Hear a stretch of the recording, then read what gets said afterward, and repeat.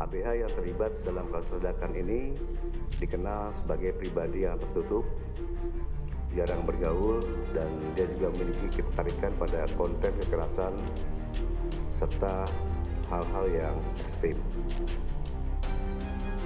Itu juga menjadi atensi kita untuk menguatkan proteksi pelindungan anak dari berbagai konten negatif.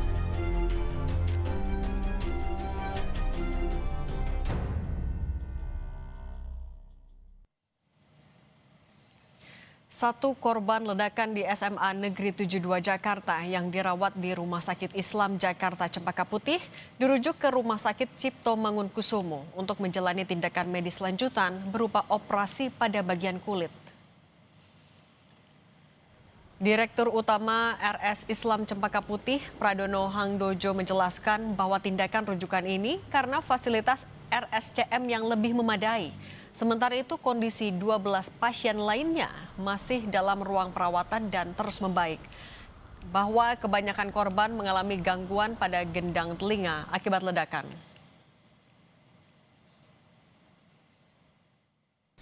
Jumlah pasien rawat inap 12 orang. Kondisi jasmaninya terus membaik dari hari ke hari dan mereka dirawat di ruang ranap biasa. Untuk satu pasien yang di ICU, hari ini rencananya akan dirujuk ke Rumah Sakit Tipe A RSCM karena membutuhkan penanganan lebih lanjut. Polisi telah memeriksa anak berhadapan dengan hukum kasus ledakan di SMA N72 Jakarta. Mulai dari motif yang melatar belakangi ABH nekat melakukan aksi di sekolahnya sendiri, hingga asal bahan peledak dan mekanisme perakitan peledak yang digunakan ABH. Namun polisi masih memprioritaskan pemulihan kondisi ABH yang turut terluka dalam ledakan di SMA N72 Jakarta Jumat lalu.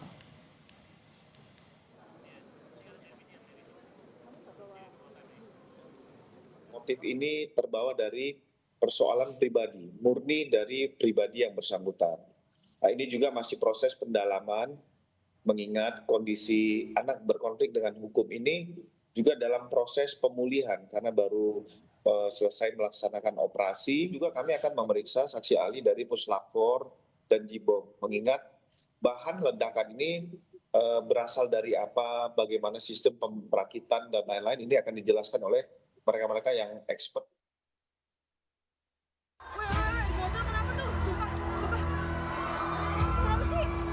Kasus ledakan di SMA Negeri 72 Jakarta masih menyisakan tanya.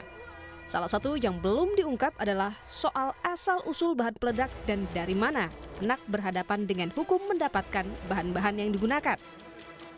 Dari sisa bahan peledak yang ditemukan di rumah ABH, Pusat Laboratorium Forensik Puslapfor Bareskrim Polri diketahui bahan peledak yang digunakan berkekuatan rendah. Namun, soal asal-usul masih didalami.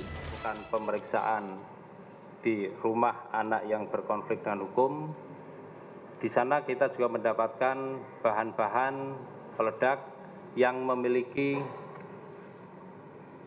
kekuatan ledak yang rendah atau low explosive.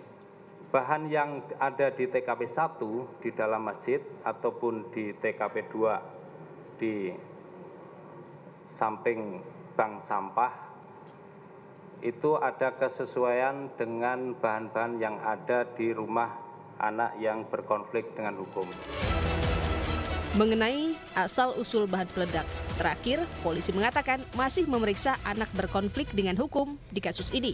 Sementara itu dalam proses pemeriksaan saat ini, Komisi Perlindungan Anak Indonesia KPAI telah memastikan seluruh proses penyelidikan dilakukan dengan pendampingan. Selanjutnya terkait dengan anak berhadapan dengan hukum ini, dilakukan dengan mengacu pada Undang-Undang Nomor 11 Tahun 2012, yaitu tentang Sistem Peradilan Pidana Anak, juga Undang-Undang Pelindungan Anak, di mana lebih mengutamakan pada proses diversi dan juga keadilan restorasi. Tidak bisa disamakan perlakuannya dengan orang dewasa yang melakukan tindak pidana hukum. Adanya pendampingan hukum dalam seluruh tahap atau proses pemeriksaan atau persidangan nanti. Merespons kasus ledakan di SMA Negeri 72 Jakarta yang melukai 96 anak, Presiden memerintahkan untuk membatasi konten-konten bermuatan kekerasan termasuk game daring sebagai antisipasi berulangnya kasus serupa. Lantaran polisi menemukan dugaan anak berhadapan dengan hukum diduga terpapar konten kekerasan. Tim Liputan, Kompas TV.